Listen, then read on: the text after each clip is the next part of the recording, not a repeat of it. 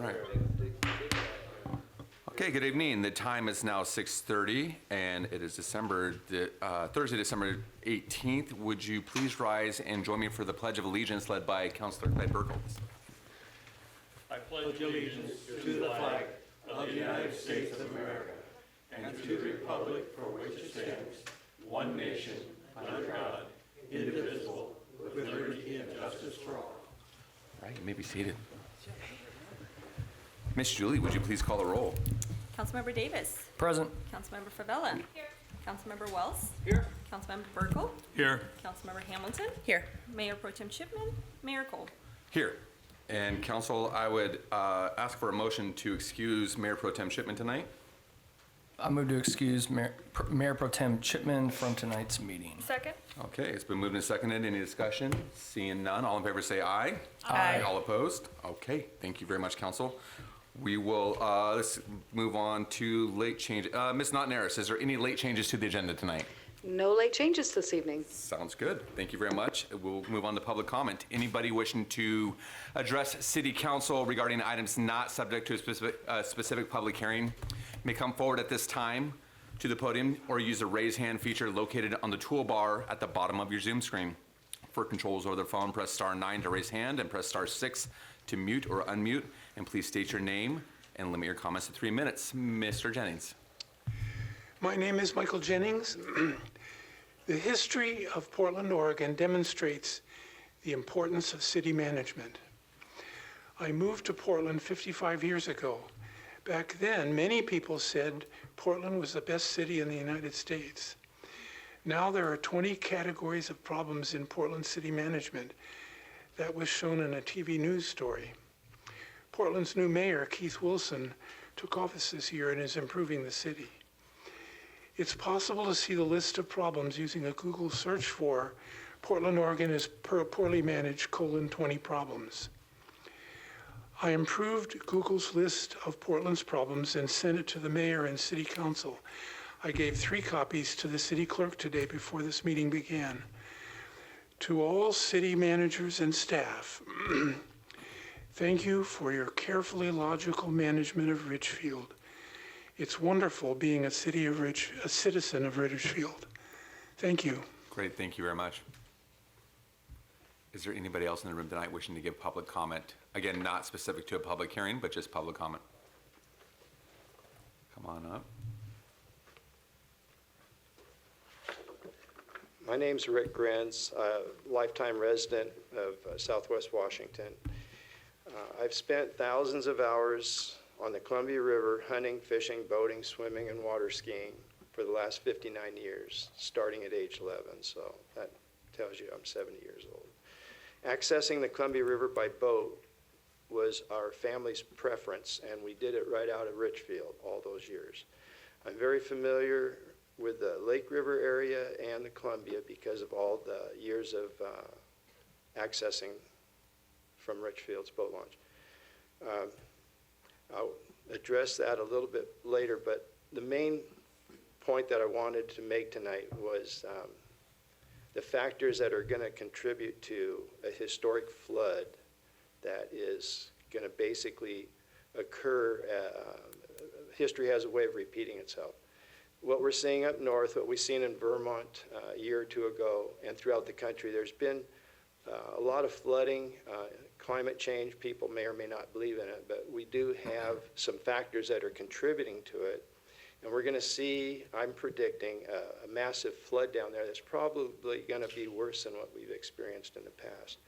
There's been 3 historic floods down there, Columbia River floods that have affected the Port of Ridgefield's waterfront property. That's up for development. The 1948 Vanport flood, the 1964 Christmas Day flood, and the 1996 flood. I seen the effects of the 64 flood in Vancouver, and I remember the waters underneath the I-5 bridge as a kid. I was 9 years old at that time. I've seen the 96 flood here as a resident here in Ridgefield, down towards about 3 miles up Lake River, and I remember it at the banks of the railroad grade. The factors that are going to contribute to a future flood that I believe is going to be pretty exceptional is the things that will lead up to it will be a large snowpack in the Cascades, which we don't have now, but the runoff from the Cascade snowpack as a result of our warming climate due to a Pineapple Express or these supercharged atmospheric rivers will cause that water to come off in the form, the snowpack to melt in the form of water that'll hit the streams. And anyway, Mount St. Helens, Mount Hood, and Mount Adams will all contribute to that. We won't see that in the present weather that we're having now, but I expect it to occur when we have these factors fall into place. We don't have the reservoirs full right now above Bonneville, the Dalles, John Day dams, but it's going to occur. I predict it'll be in January, February when we see something like this again. I'll finish up later. Thank you. Yeah. Okay, is there anybody else in the room this evening wishing to give public comment?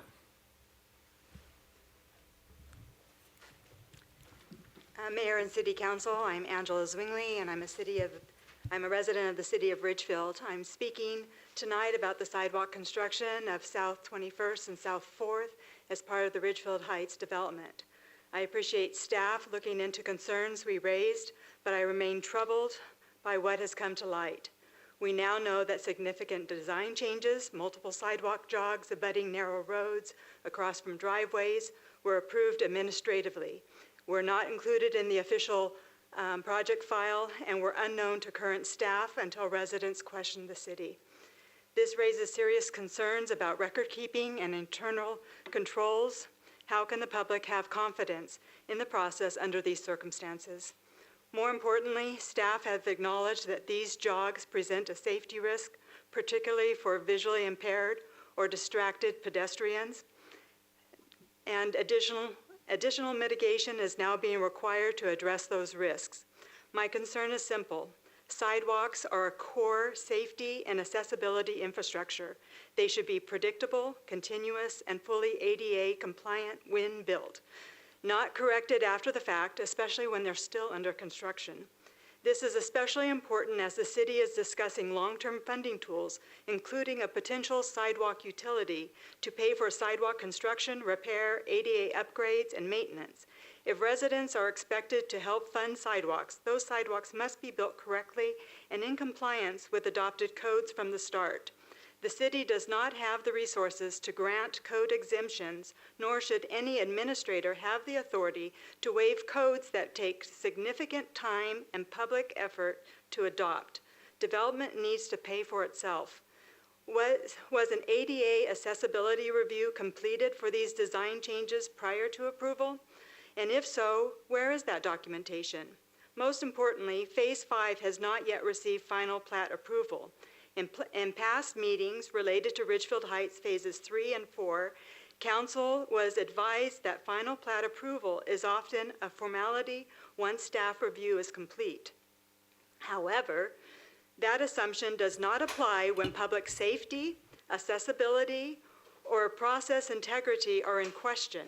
If the sidewalks do not meet city standards, do not meet ADA requirements, differ materially from what Council or the public reasonably expected, or were approved through a flawed or incomplete process, then Council clearly has the authority to require corrections as a condition of final plat approval.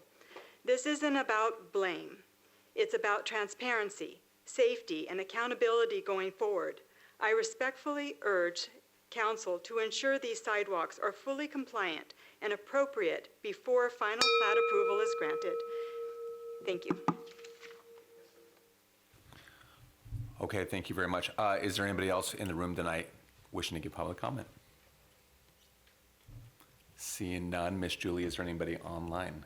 Not seeing anyone online, Mayor. Okay, we will close public comment and move on to our consent agenda. Council, I would accept the motion to pass consent as presented. I move to approve the consent agenda as presented. Second. Okay, it's been moved by Councilor Burkle, seconded by Councilor Wells. Any discussion, council? Seeing none, all in favor say aye. Aye. All opposed? Thank you very much. Motion carries. Okay, we have a couple of presentations this evening. The first one will be a salary commission update, and we're pleased to welcome Sean Ford, who is the commission chair, to present an update to us. So, Mr. Ford, I'll hand it over to you. Thank you. Mayor and council, thank you for having me tonight.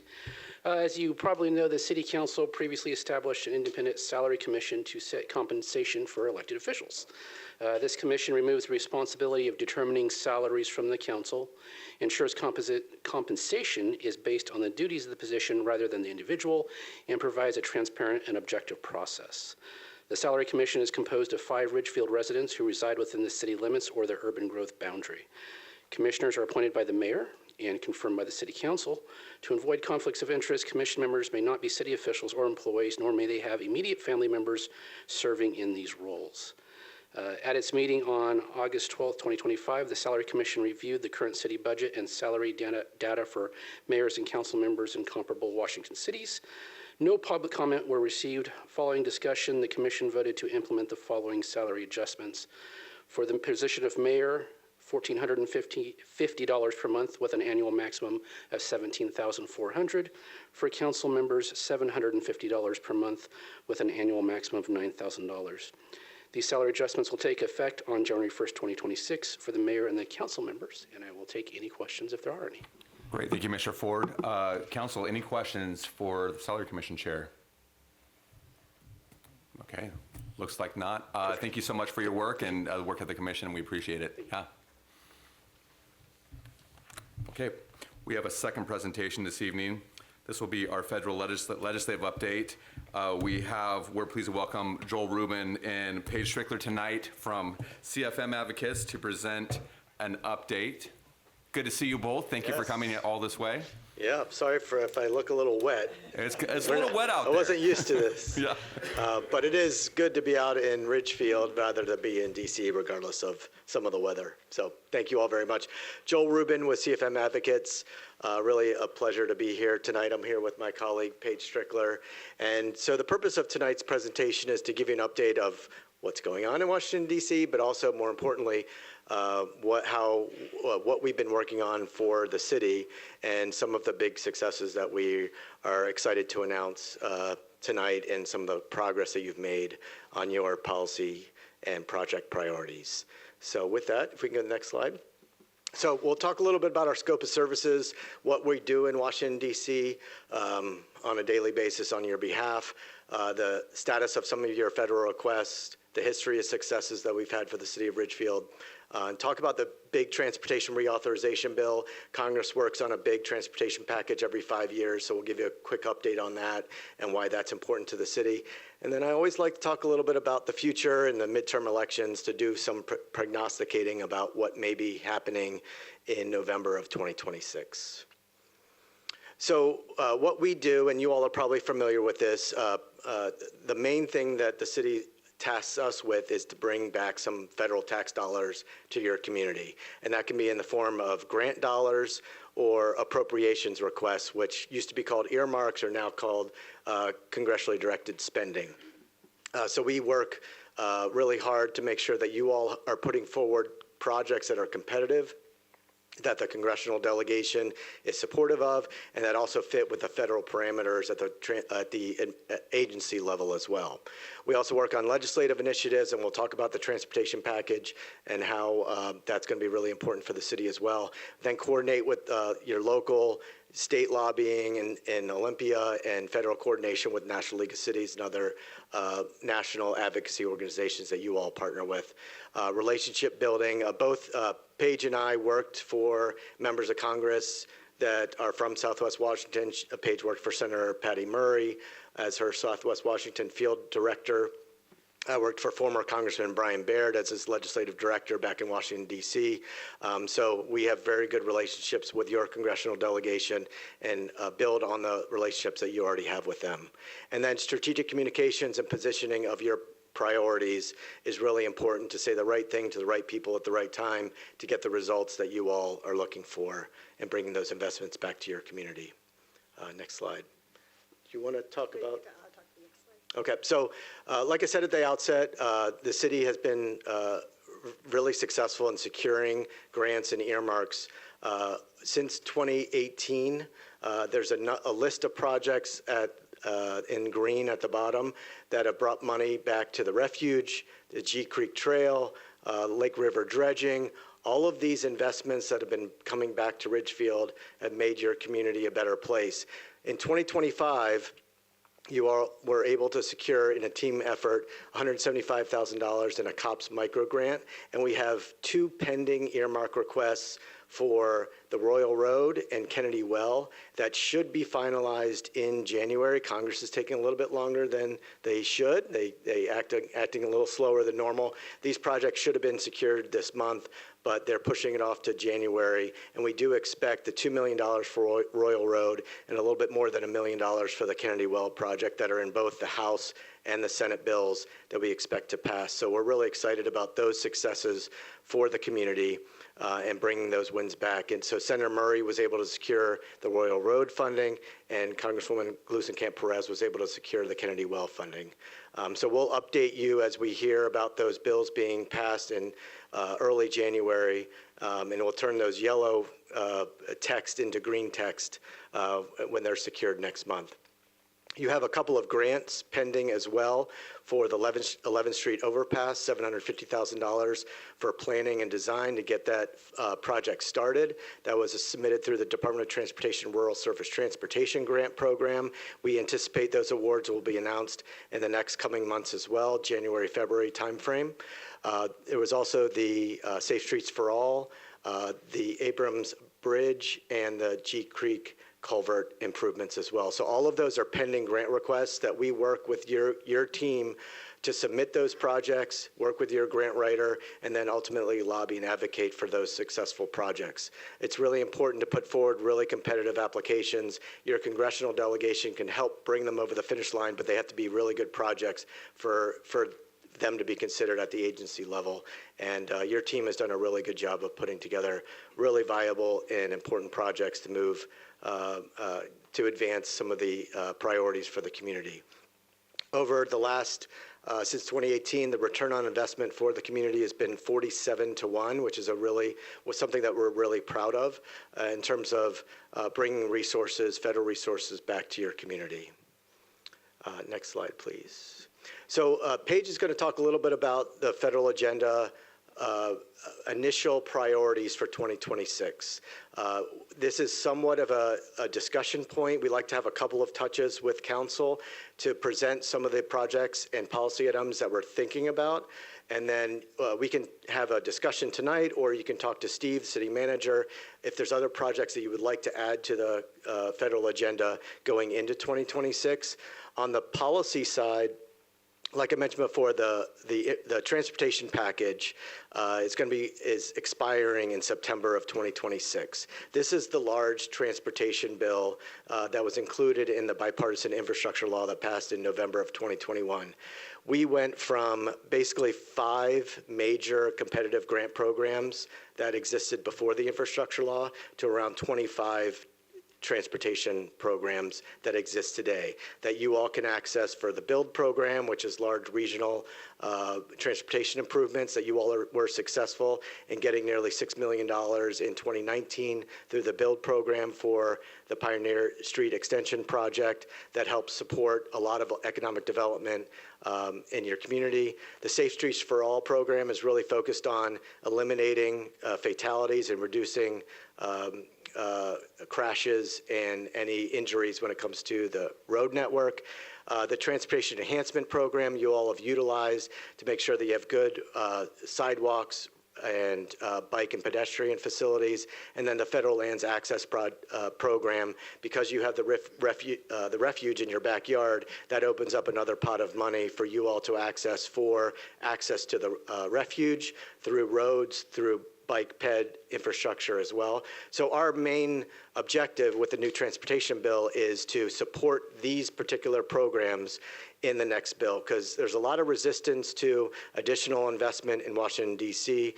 They're going to be looking to streamline. Like I mentioned, there was They went from 5 competitive grant programs to 25. There's a lot of emphasis in Washington, D.C. to streamline the programs and go more towards formula funds, which would provide more funds to WashDOT, but a lot of times when WashDOT gets that money, it doesn't trickle down to local communities, and we want to make sure that these competitive grant programs are still around for you all to go after direct competitive funds for your community. So we're going to be advocating for maintaining funding in the infrastructure law for transportation assets, but also maintaining those competitive grant programs that you all have been successful in accessing over a period of time and will allow you to continue to do that moving forward.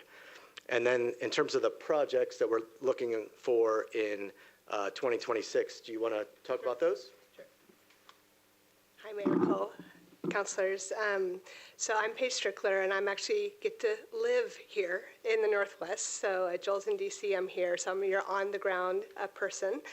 And we've been working with your staff to develop a list of projects for your 2026 agenda. And so, Mayor Cole, I'm not sure if it's appropriate in this venue to talk about priority order. Okay, so you should have gotten a little blurb on each of these projects. Hopefully you have. And then I think Ryan's here. There you go. He's my call a friend if you have more in-depth questions.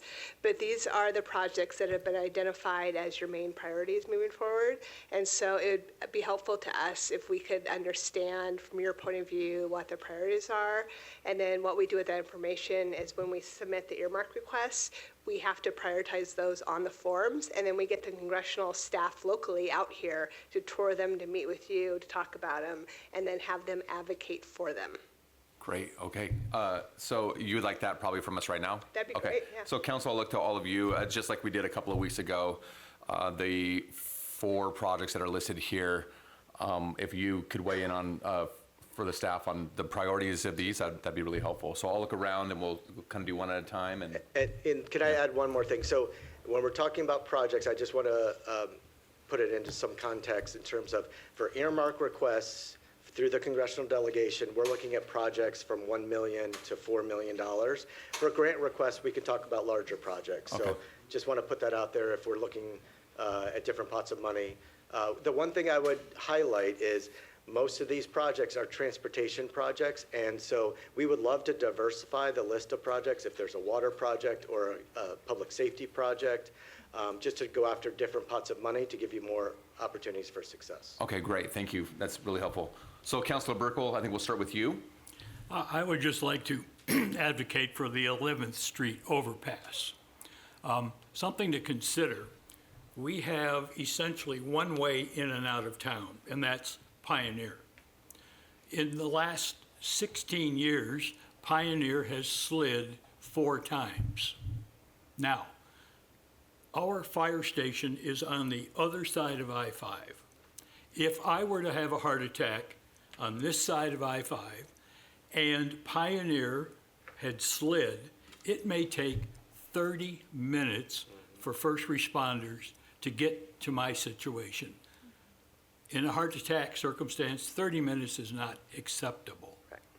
11th Street overpass, in my opinion, is absolutely essential. And that's a great story to emphasize when we're going after this project. It also allows us the opportunity to go out. I hadn't thought about that. There's a FEMA disaster preparedness grant program that would be a different pot of money to utilize for those types of situations. So that's something that we consider, maybe not just looking for transportation money, but also resiliency money. And I was actually a little surprised driving in here because I remember I was here a couple of years ago and there were some access issues because of flooding on Pioneer, and I was surprised. I was encouraged to see I got through pretty well so far, and I know the WashDOT had made some improvements there, so I was glad to see that. But that's a very good point that we should consider looking at a different pot of money. Just one other consideration.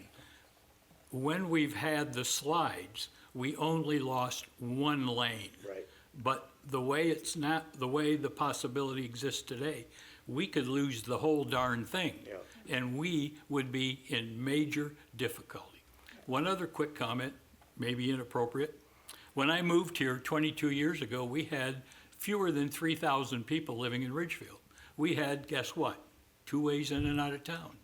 We now have 17,000 1,000 people, and guess what? We still have two ways in and out of town. Thank you. Thank you. Thank you. Thank you. Okay, we'll go to Councilor Wells next. I've got a question for Joel. Joel, if we was to consider Mr. Merkel's request, would we then be able to, you said you could get it away from transportation and put it under another request, and then myself, I would like the I-5 access, but that's not gonna happen for 10 years. Right. Where the 11th Street could happen in 18 months, as far along as what we are, and that would help alleviate the problem of being able to get from the east side to the west side of the freeway. And we have the access points on both sides already. The land and everything's taken care of, so there's no land acquisition that needs to be got.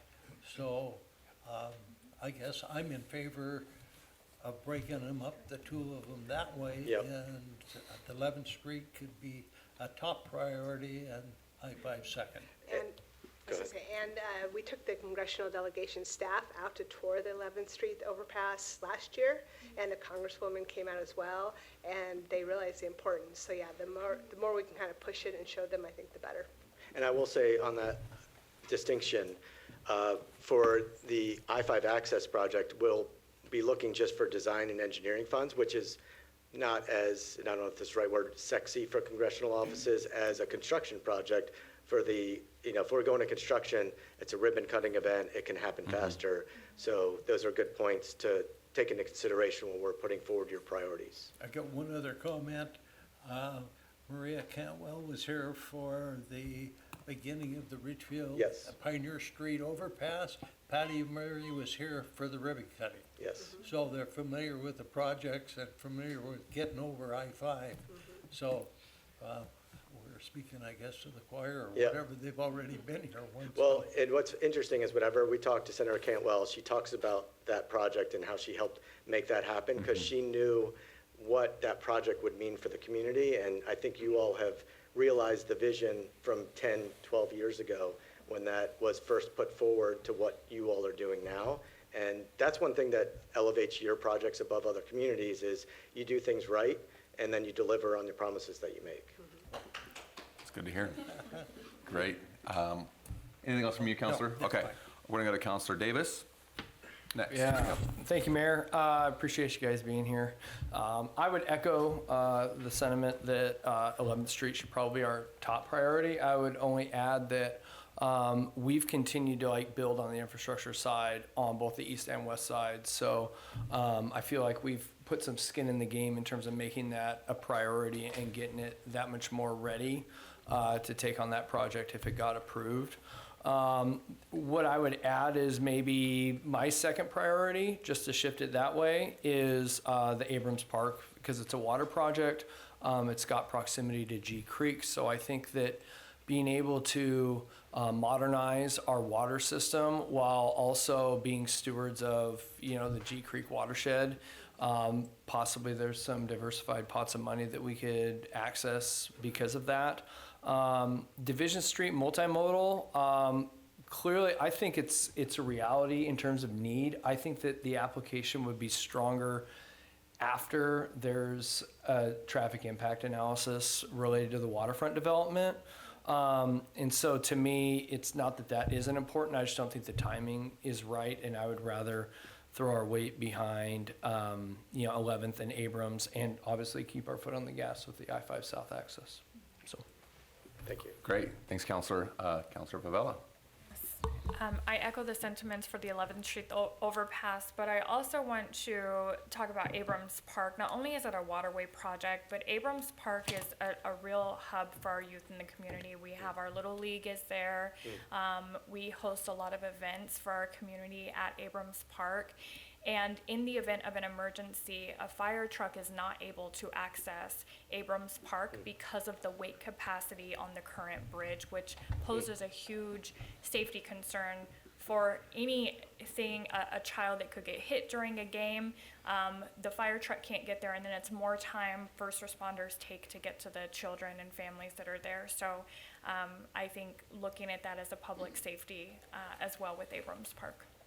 Great, thank you, Councilor. And Councilor Hamilton, anything to add? I mean, I absolutely echo everything that everyone's saying. I think so for ranking things, obviously 11th Street goes number one, keep our foot on the gas, I-5, and then Abrams is above Division before I just echo everything, and not to not add anything, but I love it when our council is so on the same page like this, because I just agree with everything that everyone's saying, and it feels really nice to steer in this direction for our community, so thank you both. Great, thank you, Councilor. And from my end, I'm just going to concur with the rest of my council. I think that 11th Street overpass is probably the top priority for us, with Abrams Park coming in second for all the reasons you heard. And then, we can kind of go from there. South I-5 access, and then last would be Division Street. Great. So, anything else to add at this portion, Council? Okay, good. Great. Thank you all so much. Okay, Appreciate great. it. Thanks. Good to see you all. Thank you. Thank you. Yeah. Oh, yeah. I forgot. I thought there were more slides, but maybe. Yeah. I'll go quick, though. So I just wanted to give some background on the timing for the Transportation Reauthorization Bill. It does expire September 30th, 2026. The House's original plan was to mark up a bill in November, December. We're in December now. That has not happened, partially because of the government shutdown. It was the longest shutdown in government history. That delayed some of the action on the transportation bill.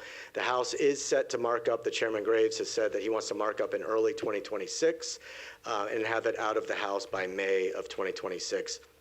The Senate, like always, Paige, I won't blame the Senate for everything, but they're a lot more slow than the House is.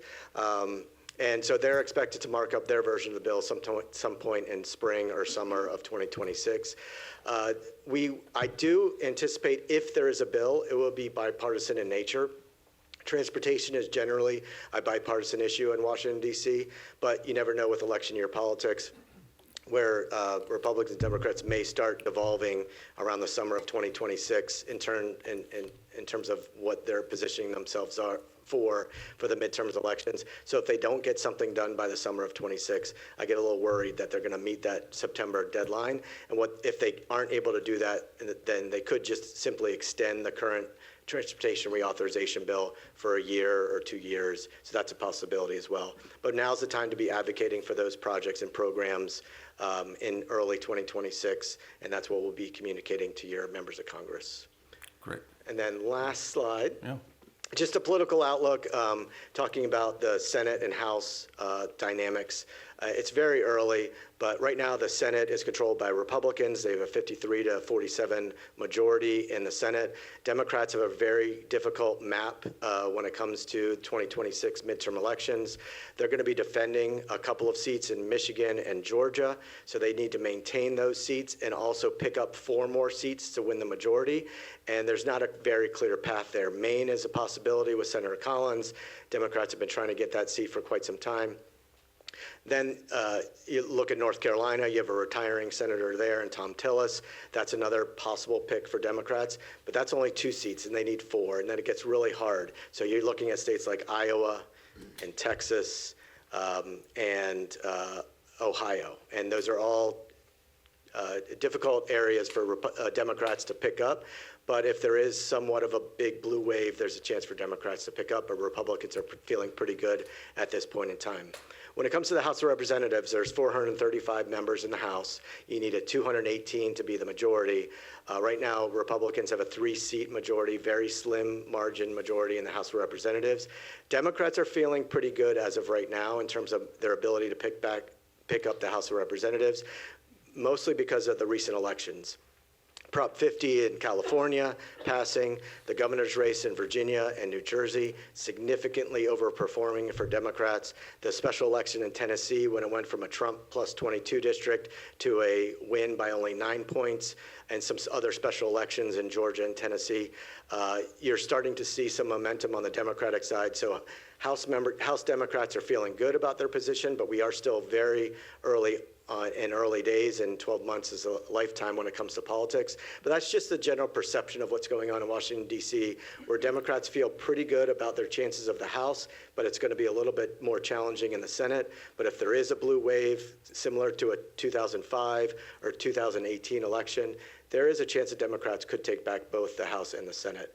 But we have a long way to go. The only reason I bring this up is because some of the priorities that you're working on are impacted by the political dynamics in Washington, D.C. And so we're just always keep a close eye on what the likely trends are going to be when it comes to policy priorities from the Trump administration and the congressional priorities from your local delegation. So just want to provide that outlook for 2026. Great, thanks, Joel. Quick question going back to the transportation package on the last one. And so like the last one was in 2021 under the Biden administration. So we're still operating under that plan and the funding that was allocated for that, correct? Correct. What is the outlook on this upcoming transportation bill where, you know, we've been having these conversations about IBR, the Interstate Bridge Replacement Project, and is there any considerations there about a shifting of priorities from the Trump administration on that, and how could that potentially be impacted through this new package? So IBR has $1.2 trillion in funding that's already been awarded through competitive grants from the Biden administration. As of right now, one of the questions that Senator Cantwell asked Secretary of Transportation Duffy when he was trying to be confirmed as Secretary of Transportation was, Senator Cantwell said, I support the IBR, I support this funding. Secretary Duffy, will you work with me to make sure that we maintain those funds as we're moving forward? Because the Trump administration has been pulling back funds in a number of areas, particularly transportation, and Secretary Duffy did commit to working with the senator and making sure that the project overall moves forward. I am a little concerned about the CIG portion, which is the light rail portion. The Trump administration is a little bit less supportive of transit, more supportive of highway funding. So that's the last component of funding that's needed to finish off the bridge in terms of federal funding. And if you aren't able to get the CIG funding or light rail funding, the project may need to be built light rail ready and may not have light rail on it.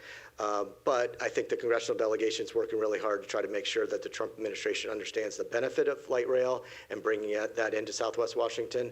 But that's yet to be determined, and we'll see what happens on that front. Okay, cool. And you talked to I guess the next question I had, which is kind of the light rail versus the bridge overall.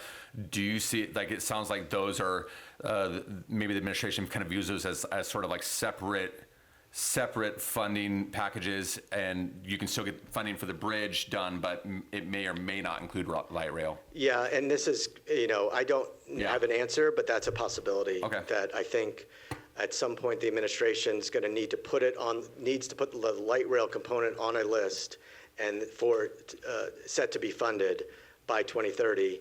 But you need to be on the list soon to start getting that process moving forward. And if the administration is resistant to that, then the project sponsors might need to start considering doing light rail ready, and then maybe a future administration would fund the light rail moving forward. Okay, great. And just for clarification, you quoted the federal appropriation so far as 1.2 trillion. 1.2 trillion? Billion, sorry, not trillion. I'm too much That's DC what I was going speak. back to. Yeah, sorry. If it was a 1.2 T, billion. Yeah.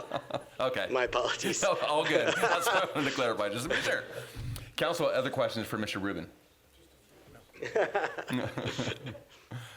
Okay. We can build 7 or 8 bridges. Yeah, I was going to say, that might solve a lot of problems, create a lot more. Yes, thank you for the Okay, clarification. great. Thanks. Good to see you both. Thank you. Okay, that concludes our presentations for this evening. We're going to move on to business. Our first item of business tonight is the first reading of ordinance number 1470. This is the ordinance of revising the corporate boundary of the city of Ridgefield to include a portion of South Royal Road. And we'll go to Miss Miranda Lang and have you speak to that. Thank you. Oh, hang on.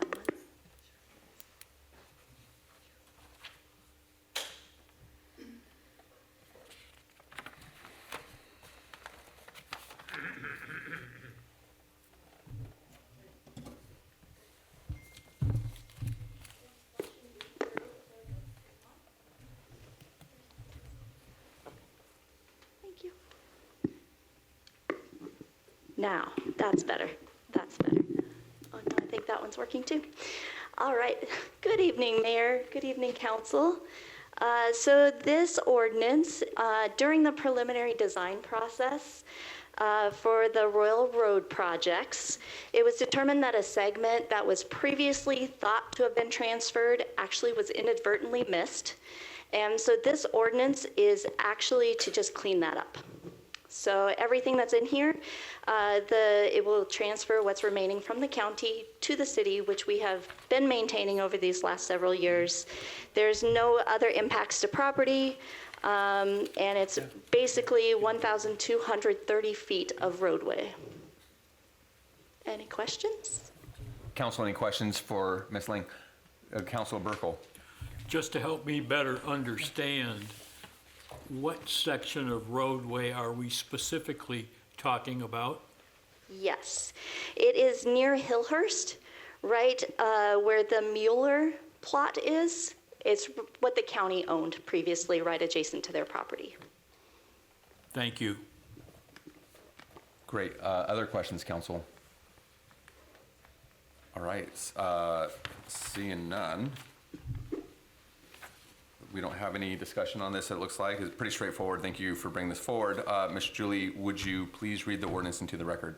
Ordinance number 1470, ordinance of the City of Ridgefield, Washington, revising the corporate boundary of the City of Ridgefield to include a portion of South Royal Road. Okay, great. Thank you very much. This is first reading only. Councilor Favela, did you want to make a motion? Mr. Mayor, I move to waive second and pass the ordinance number 1470, revising the boundary. I'll second. Okay, it has been moved and seconded by Councilors Favela and seconded by Councilor Davis. I believe you got in there first. To revise the corporate boundary of the City of Ridgefield to include the portion of South Royal Road, as well as waive second reading on this one. Council, any further discussion on this? Okay, seeing none, I believe we've got to do a roll call on this one, right? Yes. Yes. Councilmember Davis. Aye. Councilmember Favela. Yes. Councilmember Wells. Yes. Councilmember Burkle. Yes. Councilmember Hamilton. Yes. Mayor Cole. Yes, thank you, Council. Motion carries, and we are pleased to get that out of the way. All right. Our next item of business tonight, we'll move on to the approval of South Royal Road and South Wells Drive at South 15th Street Roundabout, and we'll take a look at the conceptual design. So, Ms. Lang, back over to you. Awesome, thank you. So the Roundabout Committee has been working hard and diligently on getting the conceptual design developed for this roundabout. It is located, as you said, at South Royal Road and Wells Drive.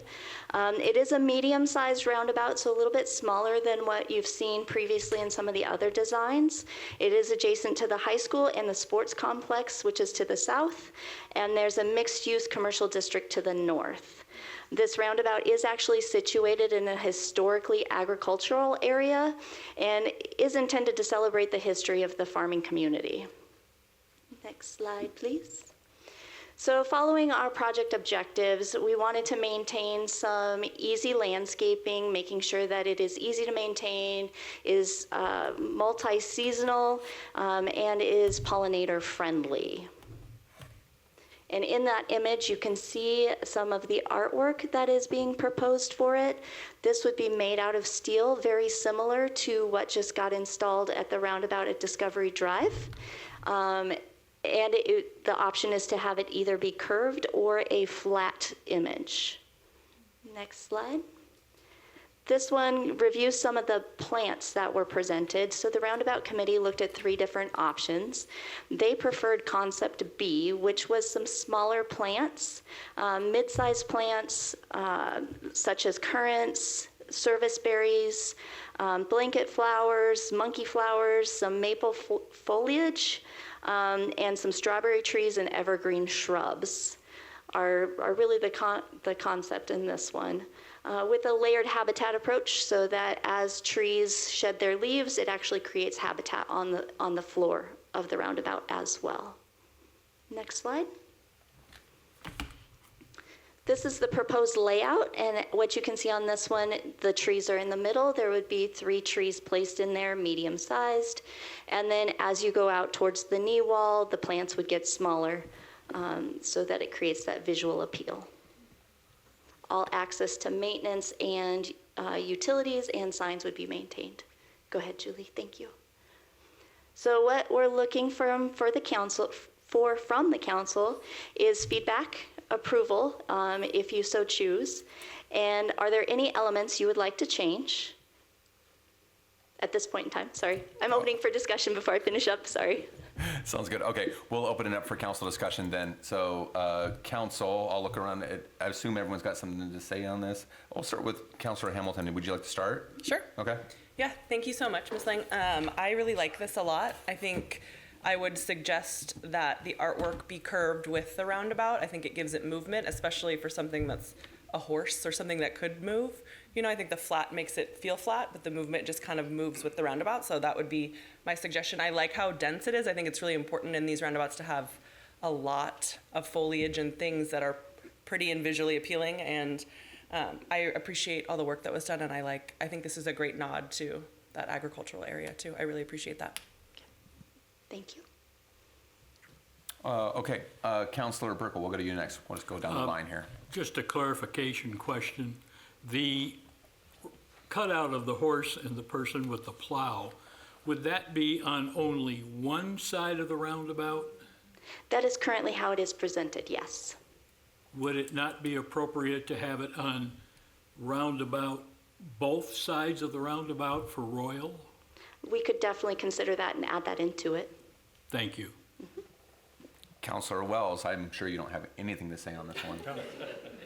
I declined to comment because it could be a conflict of interest. But in respect for the community, I think I like Council Burkle's comment. The other side, when I seen the overhead view, it looked like it was awful plain when you were headed north.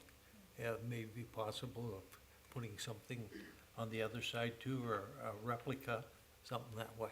But that was my comment too when I seen the overhead view. We go back to that view once, Julie? Yeah, so, oops, there you had it. There, it's only on the northbound side, rather than nothing on the south side. Great, okay, thank you. Councilor Favela. Yes. Can we go back? Oh, sorry, my mic's not on. Thank you. Are these like rebar around the, what No, is that? that's from the sketch that was done Oh. and then the way it was imported into the drawing. Okay, because I was Yeah. like, that's gotta go. Yeah, agreed. But one small, on this person's hat, it looks like they have a backward baseball hat on. Could we fix the brim and make it more? Larger, more, Yes, more, please. Yep, and well, Or yeah, like a straw. straw hat or something, yeah, to make it more, yeah, visually appealing for this situation. And then I echo Councilor Burkle's recommendation of having something on the alternate side too as you're coming up north, because it just makes the flow of that. I think all of our other roundabouts, they have something at every angle, so it would make sense to have something at a different angle as well. Okay. Yeah. And then these big trees in the middle, I know that when they shed the strawberry trees, how messy will that be around and pile up when it's wet outside? Or, you know what when those, that can create something pretty slick.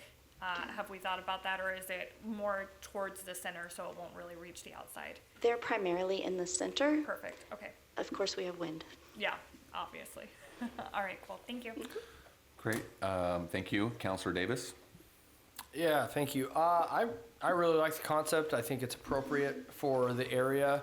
To be honest with you, I would sort of take it one step further, and I'd like to see some sort of elements kind of almost all the way around. And I realize that there are budget implications to that, but I think it'd be worth exploring. I mean, this is a four-way intersection, right? And just thinking about a concept where not necessarily straight ahead for every single street intersection, but having it sort of be like this ring of different livestock or animals or whatever that are kind of like, it's almost like they're walking a trail as you go around the roundabout.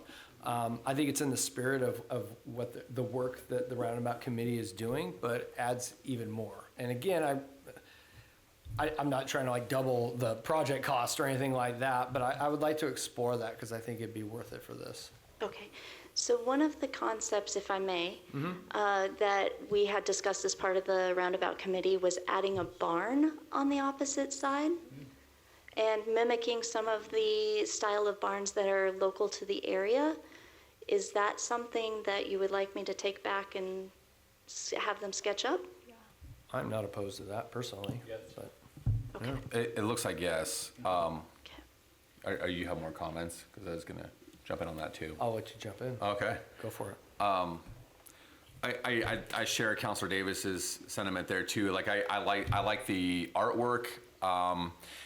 I would like to see it just because it faces north only. It'd be great to see something on all sides. Originally when I saw this, I thought it'd be kind of cool to have something sort of like because we talked about having them curved. If you can have something sort of like connected, like almost a scene that kind of curves all the way around it, would look pretty cool. If you could, and again, also mindful of project costs, and what I was going to offer up for that too is like if this is, I'm not sure where we're at on budget on this one or what our costs are. I know that with the one at is that 50th, 56th? No, 50th. Discovery, yeah, 50th. Yeah, Discovery Roundabout, I guess.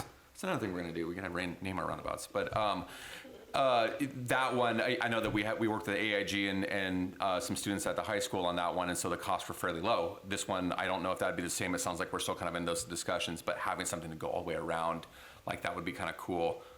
I also, like, are these, these are native plants then? Is that? Correct. 100% native plants? Yes. And so every time we have conversations about this, what we're assured of is that native plants are lower maintenance.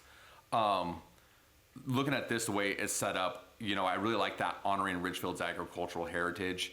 I worry about the growth and as things kind of mature, like would that get covered up?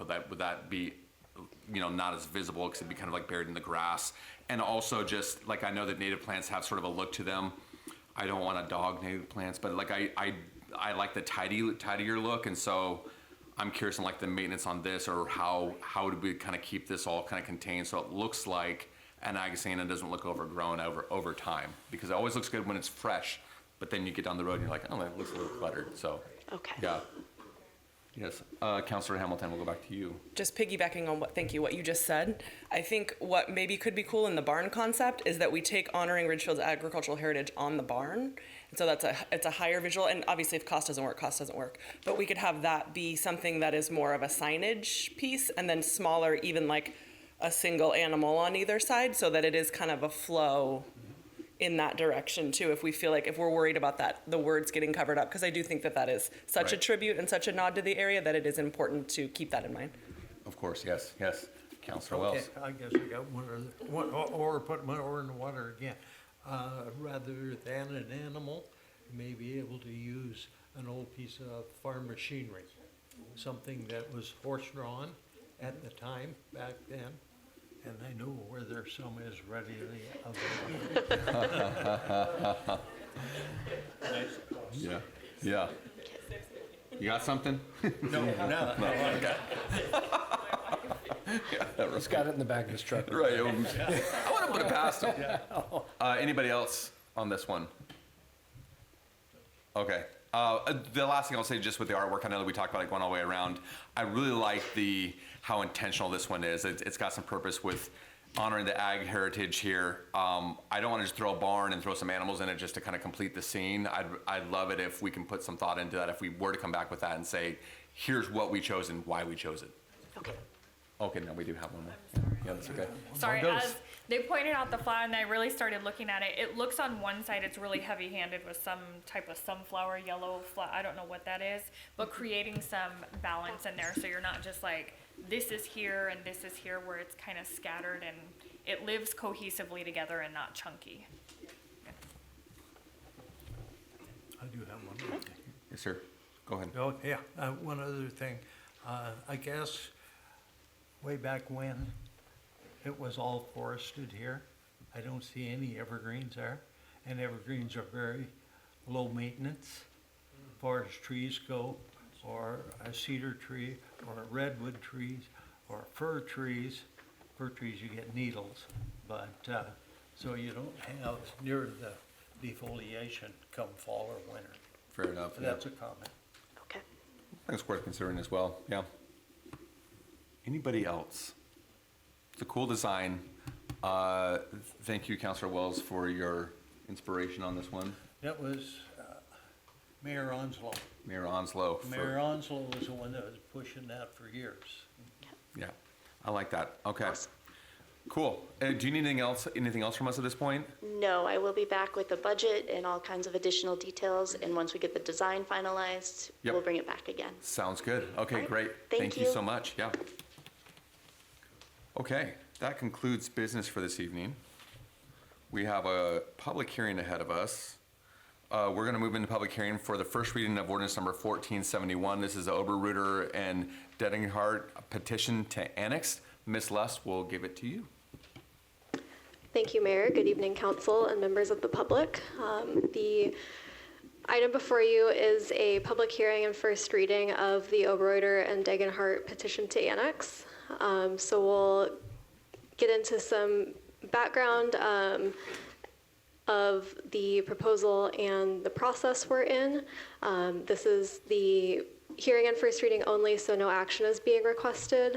Staff will take any comments, questions, concerns that come up during this meeting and work to address those before we would bring it back to council for any action.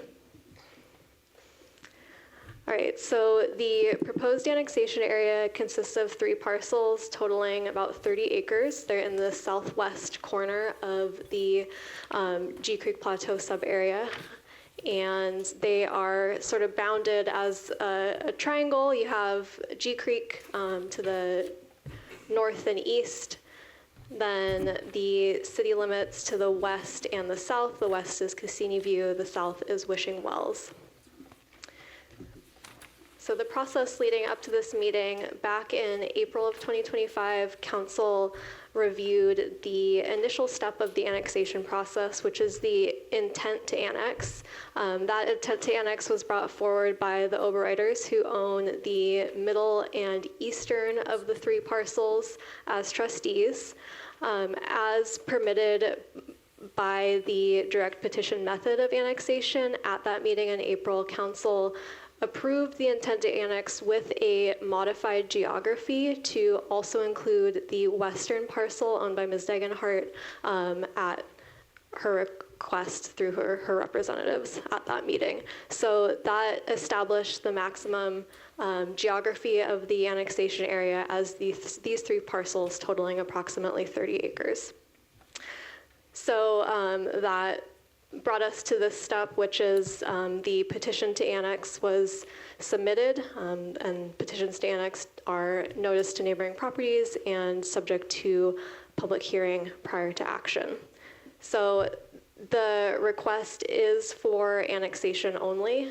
Annexations are not paired with any sort of development proposal. However, once parcels come into the city, of course, hypothetically, the owners may turn around and develop them, sell them for development, and in their narrative statement for the petition to application, the Oberreiters did indicate that eventually that would be the goal of coming into the city. However, there are no plans at this time. That said, it is illustrative to look at a couple factors going forward as part of the annexation process, including potential city zoning for the site, as well as just the conditions of the site and the surrounding area. So the next slide does show the annexation area with the aerial view for a little better visualization of the context. So annexation does require concurrent rezoning from the existing Clark County zoning designation to a city zoning designation. The comprehensive plan designation in this area is urban low-density residential. Under the city's development code, the residential low density 4, 6, and 8 zoning designations are what implements that urban low density comprehensive plan designation. So those are the, through the development code, the valid options for zoning upon annexation of this property. Under the adopted 2016 to 2035 comprehensive plan, the zoning map shows RLD 6. This area is also in the G Creek Plateau sub-area, which also, based on that 2016 to 2035 comp plan, shows a concept zoning of RLD 6 in this area. The properties do have an urban holding zoning overlay, which would remain in place upon annexation. That urban holding overlay is not removed until capital facilities deficiencies are adequately resolved. As you might be able to see on this map, the properties do have one public road stubbing to them from the south, that's South 26th Avenue. As you can see, they're pretty significantly encumbered by environmentally constrained areas as well. All right, as I mentioned, this petition to annex is the second step in the overall annexation process. The requirement is that owners of 60% or more of the land value of the proposed annexation area sign that petition to annex. That threshold has been achieved through this application and was certified by the county assessor on December 9th, which brings us to the step in the process, which is any discussion from council and then the public hearing. And then, as I mentioned, staff will work to address any comments before bringing this back before you. So with that, I will hand it back to you, Mayor. Thank you. Okay, great. Thank you, Ms. Lust. I think we're going to do council questions first, and then we'll open the public hearing. So I'll look to my far right and start with Councilor Davis, and we'll work our way down the line the other way. Thank you. Just out of curiosity, when did these two parcels come into the urban growth boundary?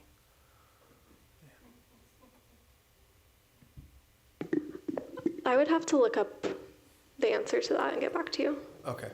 All right. I was just curious about how long it's been on the radar, because once something comes into the urban growth boundary, eventually, like this day is going to come. So I'm just curious how long it's been with that. I guess my second question is, looking at this aerial view, I mean, you mentioned like some pretty significant environmental hurdles to development. About what percentage do you think is realistically developable out of the 30 acres?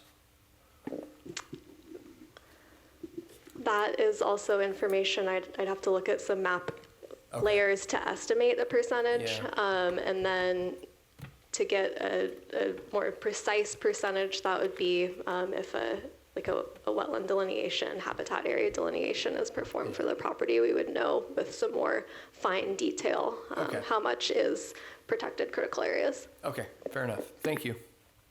Great, thank you, Councilor. Councilor Favela? Yeah. I know this is just preliminary speaking, looking forward, but what is the plan for access to this property? Because with South 26th Avenue being the only stub, and you look around, it looks like there might be a private drive somehow off of South 35th Place if you kind of work your way backwards. But does that even touch the property at all, or is South 26th Avenue the only way to get in there? Currently, South 26 is the only public street that is stubbed to the property, and implications of existing access to the property is certainly something that would be studied as part of any development proposal. Yeah, I think that's just my biggest concern that I have of not only just the topography back there, but that being the only access point to get there. Great. Okay. Councilor Wells? Okay. I think I'll be on Claire's side this time. And what it is we're just considering it being annexed. We're not looking at a development proposal or how it's going to be accessed or anything else. It's just, will we bring it into the city then them problems will be solved down the road. And most developments, or all developments, have got to have more than one access. So that will be determined down the road. And so that's my input here. Would we consider annexing it? Then we'll cover that bridge when we get it addressed in front of us. Absolutely. Great. Thank you, Councilor. Councilor Burkle. I would agree with Councilor Wells. At this point, yes, we are only trying to determine whether or not we will or will not annex this property into the city. I realize there's great concern regarding accessibility and from where will it come, but I don't know that this is the time to talk about that. Thank you. Great. Thanks, Councilor. And Councilor Hamilton. Thank you. I am going to discuss that for a second. I recognize that this is just annexation, but when the property owners have expressed that their intention is to eventually look at development here, I think that one of the things our council really prides itself on is strategic growth and smart growth. And this area is concerning to me for a number of reasons, as far as access goes, as far as the cost of living or cost of homes within Wishing Well is right there. I think it changes a lot, and it's very dense. It's very wooded. It's very, I drove by it last night just to get like a better perspective on things. And I think that while we need to hit numbers and we need to grow our city, that is an obligation that we have, I think that being really thoughtful about this and how the effect of this particular area doesn't make sense. And I would hate for another Ridgefield Heights situation or something that has been topographically problematic and in an area with poor access. I think that we really need to be thoughtful about this overall, and that's just, it might be putting the cart before the horse, but I just had I had that in my spirit to bring up. Great, thanks, Councilor. Okay, I have nothing new to add other than what's already said, so I'll look around again. Does anybody else have anything additional that they want to say? And we'll go back to the far right, and Councilor Davis, to you. Yeah, I guess just to gain some information for all of our understanding. So, these are two parcels that the county has placed in our urban growth boundary. And we have property owners that have signified that they want to annex. Do we have a history of denying that? And what would the path be if we've got parcels that are already in the urban growth boundary that are saying, yes, I want to annex? Because the whole point of putting something in the urban growth boundary is to then provide that option. If we say no, then what? I guess just for our understanding as we try and make a decision. Sure, if council were to make a policy decision to deny a petition to annex, that would end this application. It wouldn't preclude the property owners from trying again with a new application and new petition to council. Yeah, procedurally, that would be my comment. Great, thank you. I guess one follow-up. Sure. But with that application, what elements could possibly change? Because we haven't been talking about access, right? We're only talking about annexation. Potentially adjacent parcels, I would imagine that could allow access points differently. Potentially, Councilor Hamilton's comment is correct. If this annexation area was not approved, it would be going back any future applications to the initial step of the process, which is that intent to annex, which is where council does have the authority to establish a larger geography to be the maximum potential boundary for annexation. Okay, fair enough. All right, thank you. Great, thanks. 1 second. Do you have, okay, we'll go to you, Councilor Wells. Okay. I could call on somebody else that has a little more tenure in this community, but I believe, and I think Claire can attest to this, that they have an additional access now. How they approach the property is from the north side. and go in there. They have a home there. Is that not right, Claire? The existing residence on the northern side of the property is accessed via a private road to the north. So I didn't hear what you said. It's accessed by a private road currently. By Yeah. private road. Yeah. Yeah.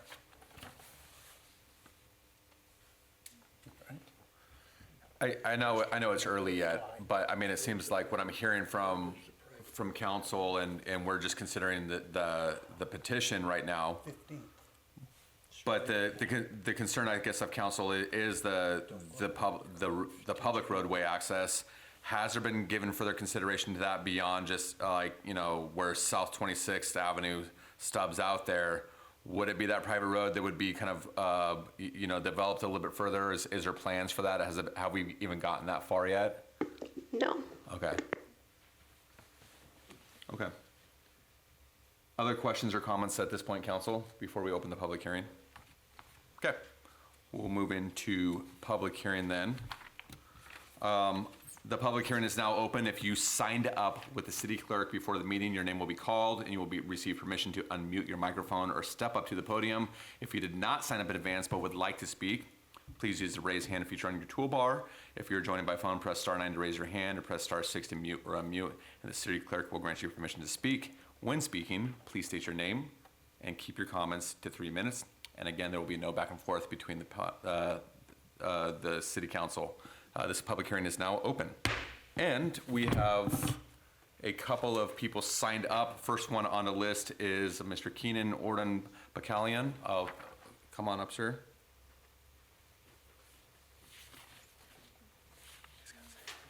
Nice work with the last name. I know. You've had a couple practices Yeah, this year. we have. I've had some practice. Good evening, Mayor Cole, member of the council. My name is Keaton Orden Bacallion. I'm a land use attorney with the law firm Jordan Ramus. I'm appearing on behalf of Diana Dagenhart. And Claire, would you mind putting the aerial back up on the slide if that's at all possible? I apologize for not asking in advance. Just want to point out which property that she owns, because as you know, there are two petitioners here. There's Oberreiters and Ms. Dagenhart. Ms. Dagenhart owns the westernmost parcel, so I would say, if you're orienting myself here, that would be the right side of the map. Now, Ms. Dagenhart has, I guess, I would say this application's been a long time coming. Ms. Dagenhart has explored annexation in the past for reasons unassociated with the council or anything from staff. That annexation didn't move forward. She's now at a time in her life where she is ready to make that next step. She's excited about joining the community of Ridgefield. Councilor Davis, as you noted, the property has been in the UGA for some time. I remember this was one of the first projects I worked on back in 2019 when I joined Jordan Ramus. So I imagine it's been in the boundary for a significant time before that as well too. That kind of leads me to my points tonight. I obviously could speak to the fact that the county has found the application sufficient, it meets all the code requirements, but we all know that at this point. It's really about addressing the questions you raised during this initial session. Obviously, the first and most primary concern I'm hearing from council is access. That is obviously something that's front and center in Ms. Dagenhart's mind. She has not taken the steps to commission, a primary plat, a traffic analysis, or anything like that, because for one, she's not a developer. And two, that's a significant expenditure that either she or a developer would have to engage in prior to even knowing if the property is going to come into the boundary. So I think to Councilor Wells' point, that's really why those steps haven't occurred yet. I think those are super valid questions.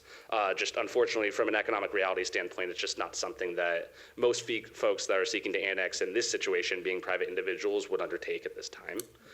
That being said, if you do look at the aerial and just the topographical nature of the area, there really is no other opportunity for this property to develop but for being brought into the boundary. As it is right now, it is in the county, it is in the UGA, it does not have access. The only way to trigger those discussions about developing access is to annex the property in and then go through a development application.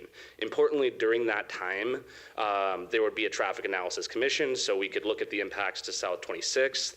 If there were improvements that needed to occur, those would fall on the developer for the subject property, not the surrounding community or neighbors or the city for that matter. So again, those are just incredibly important things to keep in mind while we go through through this initial preliminary step, which is annexation. I understand Ms. Dagenhart is committed to working with the city and staff to the extent that the property is annexed to ensure that it develops in a thoughtful and consistent manner. Lastly, I'd just like to thank Ms. Lust for her work on this. She's been great to work with, and again, this has been a long time coming, so I appreciate your time tonight. Thank you. Great, thank you so much. Okay, next on the list, we have Mr. John Eldridge. Good evening. Can you pull up the location map again on your slide? And when I refer to the property in question of what I want to address is the Dagenhart property, also known as Fell. That was her prior maiden name. And it's the one to the far left. It's that 8-acre strip over to the left. And just to clarify, there is no point of access to that lot. There is to the other property, the Ober-Reuter property, but not that one. Anyways, again, my name is John Eldridge. My family lives at 1702 South 24th Place, and we've lived there for approximately 16 years. Our home is located directly to the west of the proposed Ober-Reuter Dagenhart annexation. And my wife and I, as well as many of our neighbors, object to the inclusion of the Fell Dagenhart property in that annexation. We seem to be losing a lot of wildlife habitat in the city, and it's changing the character of this beautiful area. I understand the need for development, but at the same time, we also need to set aside property for the animals that make this place such a wonderful place to live. The Fell Dagenhart parcel is generally dense forested land, and it's home to a variety of wildlife species. Looking out from our backyard, which overlooks that parcel, we have seen bald eagles, we have seen deer almost daily, various types of owls, and numerous bird species. This is their home, and they're going to lose their habitat because of all the development in Ridgefield. In fact, I'm seeing them walking through our neighborhood even now. Right now, that parcel is zoned urban holding 10, which prevents any real development of it. But if you bring this parcel into the city, it reverts to R6, which could likely, which could result in that critical area being raised as part of a subdivision. We don't have very many spots like that anymore in Ridgefield, and we're getting less and less. And in the middle of this parcel is a tributary of Gee Creek. And that property is designated also as a severe erosion hazard. We saw what happened downstream from that location when Gee Creek collapsed. And my family and our surrounding neighbors are concerned that would actually prefer that that doesn't happen here as well in our backyard. Years ago, I spoke with Dr. Fell and about this parcel and his plans for actually developing it. He said that he wanted to preserve it in its natural state. He was using it as his own personal park as it was attached to his home. There's a home to the north of this property. That was a home that they sold, and it's another property owner. But anyways, it was attached to his home, and it's my understanding the reason being considered for annexation is because of a divorce, and his ex-wife, who lives in California, wants to monetize this property. I'm only asking that you preserve Dr. Fell's original intent for this property and keep it in its natural state by not bringing it into the city. I just only got one I'll let you finish up, Okay. yep. Okay. And basically what I'm asking you to do is to keep it out of the city, leave it where it is in the county, because it won't be developed, it'll be maintained in its natural state, and this is primarily to maintain the land for the animals that live back there, as well as preserve our property from the erosion hazard that presents. So, thank you. Great, thanks, Mr. Eldridge. Along those lines, real quick, Ms. Lust, when we do something like this, especially in an area like where this is located, is there any sort of habitat analysis that we conduct, or is that a requirement, or is that an option? It's not a requirement of the annexation process. It's something that council could certainly look into if you desired. I don't know. I just was curious about it, but I think that there is a valid concern there, so might be worth discussing more. Okay. Is there anybody else wishing to give public comment on this public hearing tonight?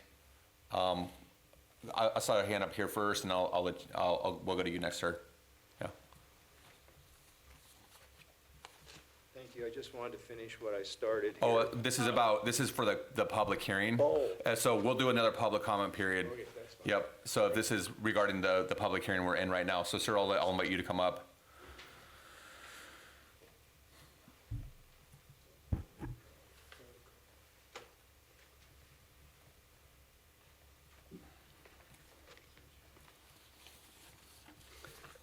Yeah, my name's Phil Andrews, and I own property in Wishing Wells on 26th Avenue. And I've been the treasurer for the HOA for the past 5 years. And I have some concerns about the properties in question. So the first concern I have is environmental. The 3 parcels under consideration for development are in an environmentally sensitive area in fairly close proximity to the Gee Creek watershed.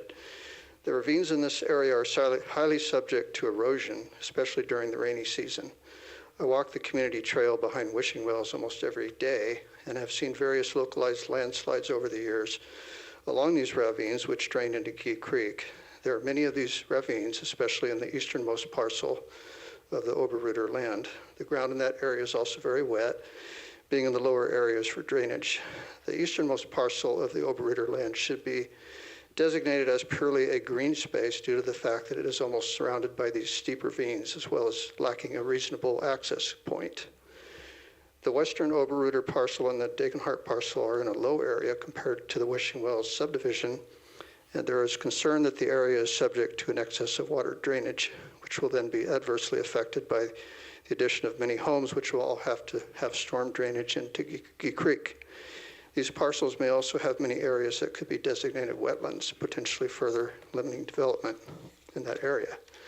The second concern is community effect. Development of those areas will have an adverse effect on Wishing Wells neighborhood, which all consist of roughly half-acre lots. Having a proliferation of adjacent homes on lots of much less than 1/4 acre, along with using South 26th Avenue as a major access road, will have an adverse effect on this neighborhood, resulting in lower property values along with increased noise and traffic, as well as loss of privacy for the homes bordering the new development. To help mitigate this, a fair compromise could be to have a reasonable buffer zone, such as a green space or public park between the two neighborhoods, along with an additional access road to the north, in addition to possibly 26th Avenue being the southern access point.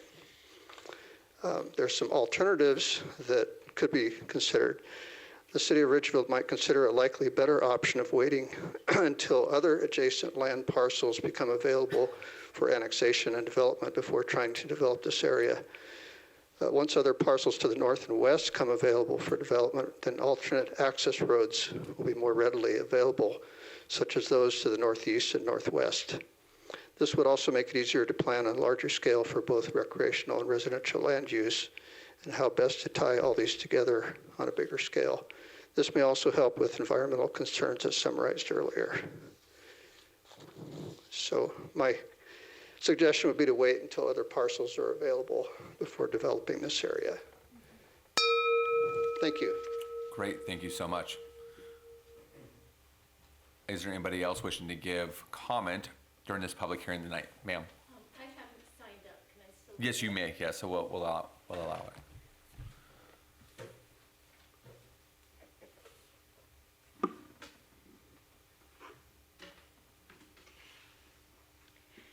Hello, my name is Holly Andrews. As you can tell, we're connected. I have a couple of additional concerns. We do live in Wishing Wells, and there's a reason why it's called Wishing Wells, I'm pretty sure, and that's located in an area with lots of wells. You look at the name of all these neighborhoods, and a lot of them say wells, which means springs. We have some drainage issues in Wishing Wells already, with water trying to get down to Gee Creek. You add more population there, it's going to back up our drainage issue, as well as add more water coming into Gee Creek. I've also seen eagles often along that area. I'm pretty sure they're nesting there, but I can't prove that. And so if they were to put, they say low density housing, but 6 houses per acre. I grew up in Oregon, that's not low density, you know? So I don't know where they got the low density title for 6 houses per acre, especially when you have so much land they can't develop there. I think that the suggestion of having a buffer between Wishing Wells and these subdivisions, because I mean, they're within feet of Wishing Wells property lines. At one point, there was talk about making an access road through Wishing Wells, which is not possible. I mean, it's not reasonable because it's going between houses that already exist where there's not a current road. They also go through putting a lot of potential traffic if they're able to develop this the way they wish to. They put a lot of traffic going into a neighborhood that does not have all sidewalks everywhere. I might be wrong on that, maybe we do. But it's just completely changing the whole thing. My understanding is there was potential access to this area, but it's off a private road on the other side of the tributary that we flow into. In the years that we have lived here, I have watched landslides where they've had to rebuild the banks because of water coming across the walking trail down this very steep ravine. Every year, there's more trees that come down in that area due to weather. Thank you. It's a very wet area. Thank you, ma'am. Is there anybody else wishing to provide comment during this public hearing this evening in the room? Anybody else in the room wishing to give public comment? Going to comment on this, or you're going to comment on something else? No, I'm not commenting on this. Okay, I'm an old man, so it takes me a minute to get up. Not quite as old. Okay. Chairs are too close together. Yeah. They are. They seem to say they're 80 trying to get out. Roy Garrison, 1186 South 30th Place, Ridgefield. I've only lived here for 93 years. As a teenager, I run all that area, Fish G Creek and everything as a kid. So, you know, I wasn't going to comment on the annexation here, but I had a history I was going to give after I heard what was being said here tonight on as it come to public comment. But I think I'm going to express it now, and I may get it finish it in the public comment if I don't get my enough in now. I know all this properties. I don't want to hold up Mr. and Mrs. Oberreiter and Miss Fell if they wish to annex, you know.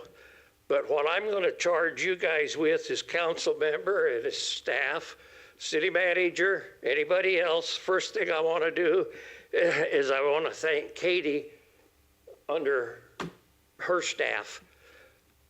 I come down here and ask a question, she give me this. This just give me ammunition you can't never believe it I'm loaded with. The other thing I want is I'm going to be down and see her, and I want that aerial photo that they have taken also. And I'll pay you damn good money if that's what you want. I think it's time the city, if you look at the Washington State statutes, the RCWs, if property is surrounded by the city limits of a city, it can automatically be annexed to the city that it's surrounded by with no vote of the people. And I think it's time that this council get the hell off the nickel and take and annex that whole area that is called the G Creek, or the donut hole is referred to. And if any of you want to go for a ride, I could take you to all these little places that I'm hearing talked about, you know, and I'm willing to do it. I'm a halfway decent driver, but I'll explain to you and show you all of these things that's being discussed here. Yes, there's a lot of wildlife in there. You forgot the coyotes, the raccoons, the possums, and a few of those things, you know. But all of that's here. I had 4 deer in my yard today. Put here hit a coyote a couple of days ago as he's crossing the road in the middle of the night. And I got some cousins, or no, they're great nieces that live pretty close adjacent back at the Stephenson property, they're complaining about coyotes keeping them awake at night, you know. You want to watch your cats and dogs because daggone coyotes get them. But I'm just offering that I think that the city should get off the nickel and annex that whole donut hole area. You're only dealing with about probably 25, 30 people, and then solve all these problems. And I'll get some more comments in later. Thanks. Great, thanks, Mr. Garrison. Is there anybody else in the room tonight wishing to give public comment on this hearing? Okay, Miss Julie, is there anybody online signed up to speak? Not seeing anyone online, Mayor. Oh, we have one more. Yeah, come on up, sir. We'll make some time for you. Thank you. I wasn't going to get it because of my voice. My name is John Ramble, and I live at 1604 South 24th Place. Our neighbors, the Eagles, land right behind us. At one point, 2 years ago, there was 4 in one tree. And I've been to Alaska. I've worked construction my whole life, and in Alaska, they're a garbage bird, right? But here in our yard, pretty special to see something like that. We feed the deer. We quit feeding the squirrels for another reason, but yeah, I mean, we bought that place. We've been there 19 years, and we were told it was on a green belt. We knew the people that owned it before they went through the divorce very well, and it was a park. He mowed it. It was just beautiful. And unfortunate things happen, and people go different directions, and now we're stuck with this. What are we going to do with this? We're going to come to clear cut this? My background has been construction. I managed a company here in town for 24 years. When I got here in '87, when you develop something, you've made all the road improvements. You know, right now, currently, I still build highways, even as an old fart. I'm still doing it. Just got done with 217 over in Beaverton, $145 million job. So I know a little bit about roads. And it's really discouraging. Managed a company for 24 years here and had a pretty good infrastructure. Rebuilt lots of I-5 over the years, and I drive up and down, and we should be real proud of ourselves to allow marginal construction.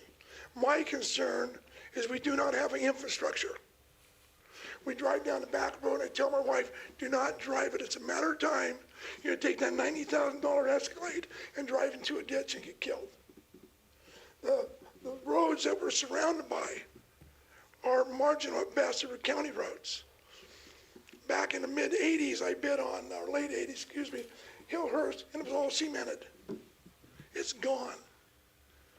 What are we going to do with all these extra people? I mean, remember the cornfields and dairies? That's why we moved out here. You know, now we live on a green belt, and we're being told we're gonna do something different. You know, give me 10 years, I'll sell and be gone. You can do whatever you want with it. But it's pretty heartbreaking to think you bought something and it goes away. And like you said, right now, our major freeway is going down the back road, and it is dangerous. Every one of them. You know, and you stay off I-5 because there's a goddamn wreck there every other night. And I drive 60 miles to my office every morning, and it's a 2-hour drive because of stupid people. We don't need any more here. We got them. We do not have an infrastructure to bring people in and out already. Pioneer was underbuilt. Just as simple as that. Thank you for your time. Thank you, sir. Appreciate your comment. Okay. Anybody else in the room wishing to give public comment? Miss Julie, is there anybody online now? Not seeing anyone online, Mayor. Okay. Seeing none, I'm going to go ahead and close this public hearing, and we will move on to council discussion on this item. Council, look to you. Any further discussion to be had here based on testimonies we received? This is only the first reading? This is only the first reading. Yeah, this is only the first reading. It'll be brought back in front of us again. Yep. Anybody else, council, wishing to speak? All right. Okay, it is first reading only, so Ms. Julie, would you please read the ordinance into the record? Thank you, Mayor. Ordinance number 1471, ordinance of the City of Ridgefield, Washington, annexing into the corporate limits of the City of Ridgefield approximately 30.21 acres, identifying as Baruder and Digenhart annexation area and assigning the zoning of annexed areas residential low density with the urban holding 10 overlay. Great, thank you very much. And again, first reading only, this will be coming back to us at a later time. All right, we're going to move into our second public comment portion of the evening. Anybody wishing to address City Council regarding items not subject to a specific public hearing may come forward at this time to the podium or use the raise hand feature located on the toolbar at the bottom of your Zoom screen. For controls over the phone, press star 9 to raise your hand, press star 6 to mute or unmute. Please state your name and limit your comments to 3 minutes. Mr. Jennings. My name is Michael Jennings. Excuse me. Quick personal opinion. I suggest that we don't have artwork on the roundabouts. I get tired of seeing the artwork after 10 or 15 times. So I suggest we don't have it. Thank you. Bye. Thank you. Mr. Grants. My name is Rick Grenz, and I just wanted to finish up on some comments. That perfect storm I was talking about, the future historic flood down here at the waterfront, the port's property, the factors that would enter into that is, say, a large snowpack with a rapid melt, and we've had that back in '96, which contributed to that flood. It was a very significant flood. The Pineapple Express, which is a large subtropical air mass with a jet stream from Hawaii, that contributes to that snowpack melting. And then also that Pineapple Express is basically, it's a supercharged atmospheric river event. The supercharging is from a warming climate, and it pulls up the moisture out of the ocean, and you've got these heavy rainfall events that we're now seeing that we had not seen in the past like we are. And then there's an increasing amount of sediment off the port's waterfront property that's also impacting the boat launch area, which needs dredging and has for about the last 5 years that I'm aware of, and it's significant. They've got this same problem going on with the Cowlitz River there in Longview, and I've sent the article out, had it sent out to all you folks, and anybody that wants a copy of that article, it came out in the Columbian this past week, and the sediment deposits basically are raising the ground table to where it's going to create increased flooding. And that might seem minor to some folks, but it's just one more of the factors that enters into the flood threat. And then also the reservoirs, I mentioned that the dams above from Bonneville on up, when those reservoirs fill, that's just another factor that's going to have to, that will contribute to flooding. What I want to point out is I think it's be very irresponsible for not planning this development that Port wants to do, and I'm sure that they're going to take some of this into consideration, but planning and development of the Port's Lake River waterfront property will be required proper planning to avoid an environmental repeat disaster like we've had already down there at the waterfront. FEMA has classified that port property, the waterfront property, is Zone AE, which is high-risk flood area. A special flood area, special flood hazard area is what it's listed at presently. And it may be moved out of that. That's basically the 100-year floodplain. It may be the 500-year floodplain. Dave Ripp, former CEO of the Port of Kamiswa-Shugo, shared with me that he believed, and I'm almost sure what he said was fact, that the port's property there, Kamiswa-Shugo, their development is all above the 100 and 500-year floodplain. Vermont a couple years ago had massive flooding in the summer months. That was a 1,000-year flood event. So anyway, it can happen. It's most likely going to happen again. History repeats itself. If anybody wants, this is a very valuable document that the Corps of Engineers put out. It's called the Flood Hazard Inquiry, dated July 14th of 2023.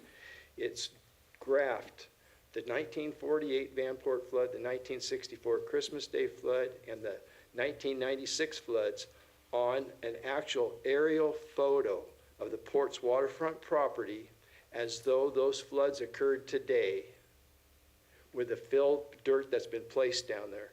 It's impacted the area pretty well between Division Street and Mill Street.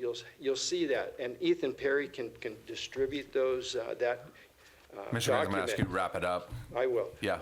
Ethan Perry, Port CEO, presently Port CEO, can distribute that document to anybody that wants it. Okay, So thank you what very I'm much, What sir. I'm trying to say is, it would be irresponsible to build on the port's Lake River property without a full assessment of future flood risk to avoid costly economic damages that taxpayers would be required to pay for through the FEMA program, which is already underfunded and has to continually request additional funding from Congress. This document, anybody Sir, wants I'm going to have it- to really ask you to I am, wrap it I'm up. done. Anybody that wants this document, that was this article from the Columbian about the sediment issue and what it does, can have it. I brought extras. But anyway, Okay. thanks for Thank your you very time. much. Happy holidays. Is there anybody everybody. else who wishing to give public comment this evening in the room? Mr. Garrison. Roy Garrison, 1186 South 30th Place. I'm just going to finish shortly here. If you would take and annex that total area, which I think that you have the opportunity to do, and it would be good governmental process. This would be a one annexation process by city and city of many by individuals. It's a one and done deal if you do it that way. You won't be holding all these other meetings that we're going through. And you could spend your time doing constructive things. See my tax dollars spent better. Thank you. Thank you, sir. Is there anybody else in the room tonight wishing to give public comment? Miss Julie, anybody online? Not seeing anyone online. Okay, with that, we will close public comment for the evening, and we'll move on to council reports. Is there anybody on council just dying to go first? We'll start with Councilor Davis. Yeah. Sure, I can go first. Thank you, Mayor. So, like everybody else, over the last couple of weeks, probably one of the biggest highlights was Hometown Celebration. Compliments the staff on doing a fantastic job. I'm thankful that the weather really worked out for us and it turned out to be nice and clear, just a beautiful celebration. Gets better every year. The big thing, I guess, for me, we had the final CTRAN Board of Directors meeting of the year.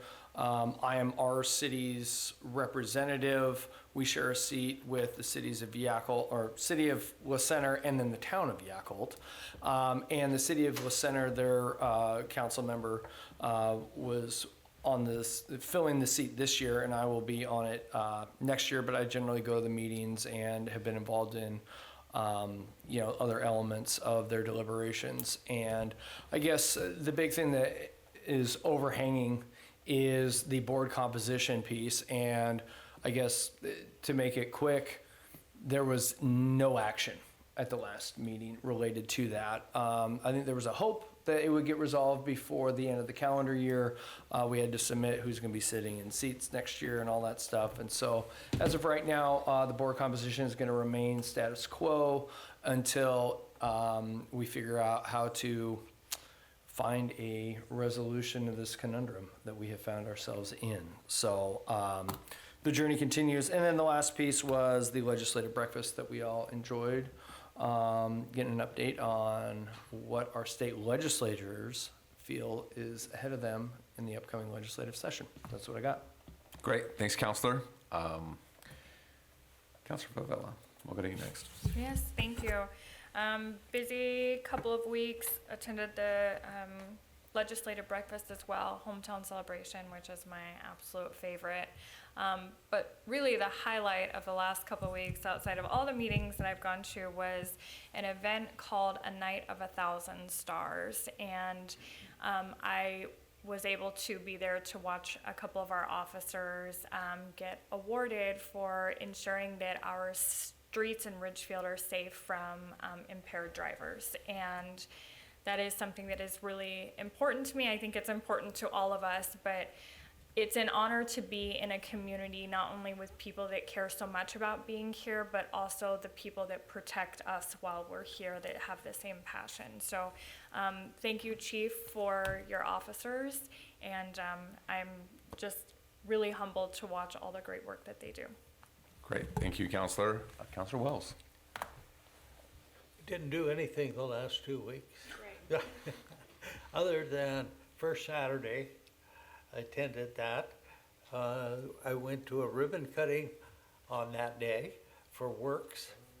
I went to a ribbon cutting for McDonald's, and I went to the tree lighting and served gallons of hot chocolate along with the rest of the councilmen, and some of it was really, really hot. And then on the 16th, which was this week, we went to a legislative forum, all of us, and took, let's see, it in from 11 of our legislators in Southwest Washington. 11 of the 12 were there. Then we had a meeting with the 49th District legislators. Later in the day, we had a meeting with the 20th District legislators. And it's very, very important to get on a first-name basis with them and pick their brains of what they need, what we can do to help them. And down the road, it's a double-edged sword, and they come back and do it. And tomorrow morning, see, I'm talking ahead, I'll be at the Clark Regional Alliance meeting for the sewer district, representing the city from 10 to noon, making decisions for the next year. And I wish everybody a Merry Christmas on the council and everybody in the audience. Thank you. Okay, good update. Councilor Burkle. Thank you, Mayor. It was a busy week. I attended 9 different functions. I'd like to give a shout out to our city staff for the hometown celebration. I spoke with a number of different business people in downtown Ridgefield, and they were absolutely thrilled with what took place. It was absolutely spectacular, well done, and thank you to everybody in the city that made that happen. A couple other big events I'd like to talk about. You may or may not know I'm involved with a process called Green Bag. We collect food every other month. The month of December, we collected 12,400 pounds of food, which is distributed between Neighbors Helping Neighbors and the School Resource Center. I think everybody looks at Ridgefield and goes affluent, but we have some significant challenges in our community regarding food. In addition to the 12,400 pounds, we were given $4,300 in cash, with which we will buy more food. Also, the 2 grand openings, it's always rewarding to me to welcome new business people to our community. It's very, very important that we continue to grow that part of the city. And we welcomed, as Councilor Wells said, McDonald's and Works Real Estate. Attended the port meeting yesterday, and just one interesting comment that may be or may not be important. Up until now, the port has met twice a month. However, starting next year, they will be meeting 1 meeting a month. We'll see how that goes. That's about it. And I too wish everyone a Merry, Merry Christmas. Thank you, Councilor. And Councilor Hamilton. Thank you, Mayor.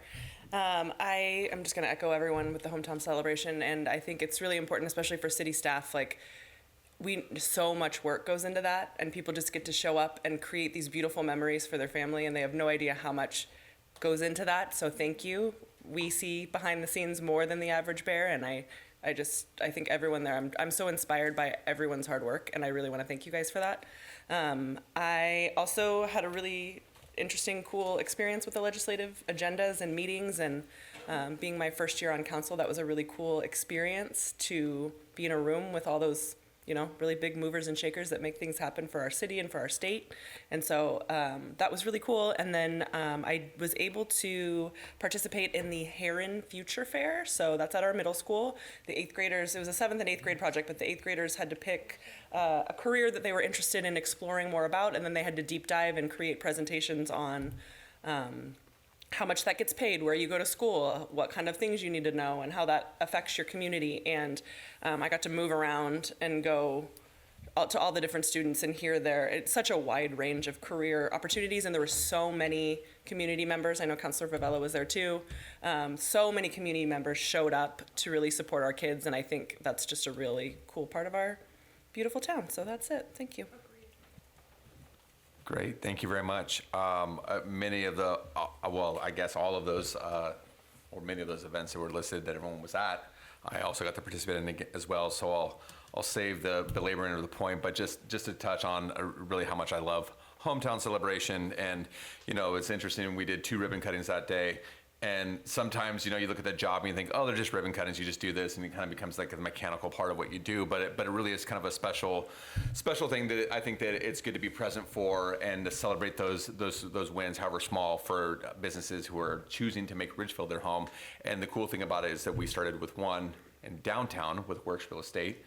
And then we got the move up towards the junction. So it was like the old and the new. And it was just good to see the dichotomy there. Smaller businesses downtown, more local businesses that are going to be participants in investment. And the really great group, Works Real Estate. They seem to be very family oriented, very kind of small town oriented, and really just interested in what we're doing here. And then, of course, with McDonald's, and like on the surface, you say, "Oh, McDonald's," and it's just this big corporation. But McDonald's are franchise owned, and it's a local family that owns them, who has owned them. And Ben McLaren, who owns it, and his wife, just fantastic people, very, very community minded. They're already finding ways to invest in our community, support nonprofit organizations here. They're doing some food donations and some other things like that too. Some really cool things you do. And I know that we get a lot of buzz about what's happening up there at the junction, but there's also, just keep in mind that while you see big businesses going in and just changing the landscape and the footprint of our city, it is really, there are some really good things that come out of that as well. And so I'm encouraged by that. I'm excited to welcome the McLarens and the McDonald's family here, and just champion their successes as we continue to grow. Also, just to touch really quick on the legislative agenda meetings, that was a full day. Started with the Chamber of Commerce of Greater Vancouver, host the event in the morning where they have a big panel with all the legislators. We were able to get some time with the 49th, and then later on with our 20th counterparts up here in Ridgefield. And what I'll speak to that is, like we met with people in the 49th district, not our district.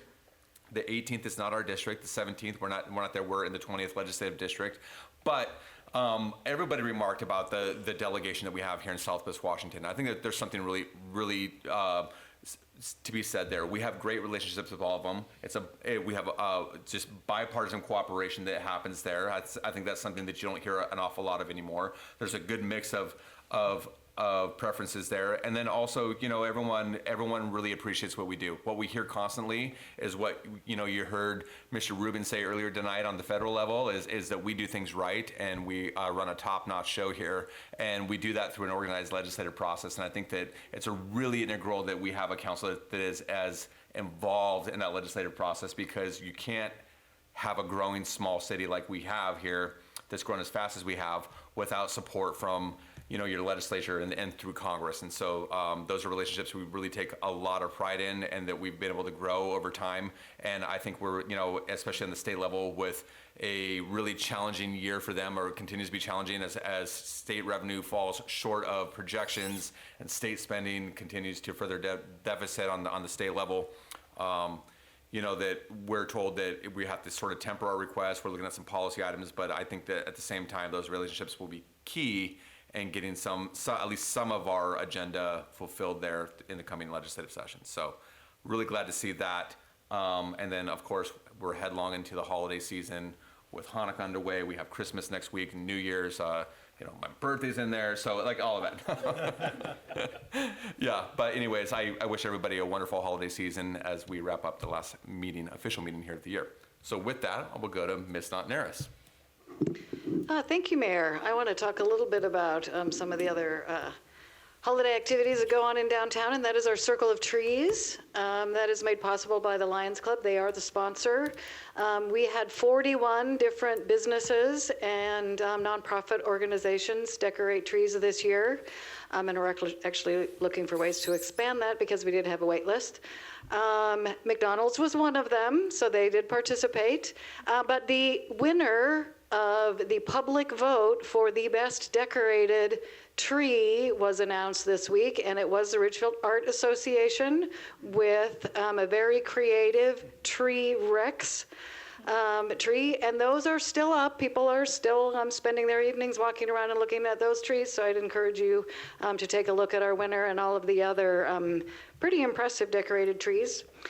Second thing, we did have our second meeting of the Youth Commission, and I wanted to make sure that I reported to council that they have now received training on the Robert's Rules of Order. They all had an opportunity to do practice meetings to determine things like the best Ridgefield mascot and the best pizza topping, which they had great discussions about. But the purpose for the practice meetings was so that the 9 voting members would be prepared to have an actual meeting in which they elected their chair and their vice chair, which did happen, and I'm not going to remember last names, but we do have a chair who is Bayla James, I think is her last name, and our vice chair is Liz Ibarra. I was so impressed with their thoughtful comments for each of the people that were nominated. They did a very good job of presenting themselves. And I was also really, really impressed with the questions that were asked and the discussion of all the commission members on why someone might be a good candidate or not. I did not believe that they were high school age. Yeah, it was very fun to watch. You will probably see them here in a couple of months with a work plan for you to approve. So they are continuing to work. And my last thing is to also wish everyone a very happy holiday and enjoy whatever it is that you are celebrating. And that's all I have. Great. Thank you, Ms. Notnaris. Any questions for Ms. Notnaris? Anybody? All right. Really cool to hear about the Youth Commission, and congratulations to Bayla and Liz on that. That's exciting. Okay, we'll go to Public Works. Mr. Thamer. Thank you, Mayor. I just wanted to give an update.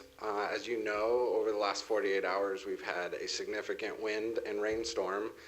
And about 1:30 yesterday morning, power was knocked out to most of Ridgefield, including the Hillhurst line that runs power all the way downtown into Abrams Park, which knocked out power to our main well field, and our utilities team responded, and our backup power came on flawlessly on its own. And our teams worked through the morning to make sure that we kept our backup power functioning and water service going to our residents. Also, at the same time, our streets crew were being called in to deal with downed trees and make sure that the electric company CPU was able to get to the power lines that were down and get those repaired. And unlike many other jurisdictions close to us, we were basically in normal operations by 10 a.m. When other cities were faced with much larger problems. And it's just a testament to our crew working really hard and working across team lines. I saw, as I was driving around, I saw stormwater teams working with our streets crew and our water team working with parks crews to just get everything returned back to normal. So, you know, it's a great time right now, being close to Christmas, to just think back at our team, and just, I'm so grateful to be a part of our Public Works team. Great, thank you, Mr. Thamer. And likewise, I just a big shout out to the Public Works crews, water and streets, who worked together on that one. But I think that's, you hit the nail on the head there. And I felt like nothing hardly happened here because you guys had it back to good, like, in no time. So thank you for your efforts. I know it's still a long, hard day for everybody. And any questions for Mr. Thamer? Councilor Wells? I got a comment for him and his crew. I had to interact with one of the business people in Ridgefield. They've been here in business for 20 years, and they don't live in the community. They live in a community that's about 8 miles east and south of us. But they said the way the crews, what a great addition with the birds on the overpass and all the maintenance of the shrubbery around on the street sweeping and that. They said Ridgefield is up and beyond every other community. They made that comment, and they don't live here. They just said they were really impressed. So I want you to share that with your crew. Thank you. I'll definitely pass that on. Great. Any other comments for Mr. Thamer? All right. Ms. Lang? One comment, the artwork, as I mentioned earlier, is up. If you have not seen it, Discovery Drive, it was that joint venture between the high school and our local business AIG, and it's larger than I envisioned, and I think it's absolutely fabulous. So, yay. We concur. Yes. We got there. Looks we fantastic. Got there. Yeah. So thank you. Good. Councilor Burkle. Just one quick question. Has there been any suggestion or possibility of a form of lighting that art in the evening? Not some big LED lights, but some wonderful ground-up lighting that would really enhance what is already a spectacular installation. So at this point, that's not in the project plans, but definitely something we can look into. I would really like to think we could potentially do that. All right. It's well worth the effort. It's a beautiful piece. Yep. Thank you. Thank you. I was actually going to suggest that, and I forgot to earlier, about the new one at Wells Drive too, is if that's a possibility. If it's not, understandable, but yeah, for consideration. Any other thoughts or questions for Ms. Lang? Great, thank you so much. Ms. Lust? Thank you, Mayor. I don't have anything else to add this evening, but wish everyone a happy holidays and thanks for a great year, and we'll see you in 2026. Thank you so much. Questions for Ms. Lust for Community Development? Seeing none, all right. And we'll go to City Attorney, Ms. Janine Parker, online. Hello? Hello, hello. There we go. Hello. I don't have anything to report this evening, just looking forward to the new year, and I'm happy to answer questions. Great. Any questions for our City Attorney? All right, thank you, ma'am. Good to see you. And then last but never least, Chief Doriot and the Police Department.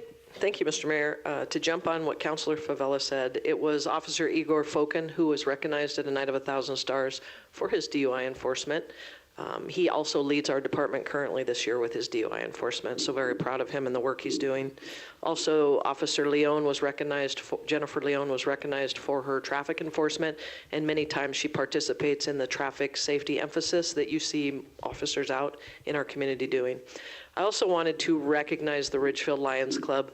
This year, once again, the Ridgefield Police Department was invited to participate in the Shop with a Cop at the Woodland Police Department that they hold out on at the Walmart. And we did that last Saturday. Several of our officers attended, but the Lions Club donated $2,000 for that event. We had over 44 kids from the Ridgefield community who attended that to shop with officers. So thank you to the Ridgefield Lions Club for their support every year for that event. We just really appreciate that. That's all I have, and Merry Christmas to all of you. Great, thank you very much. Questions for Chief Doriot?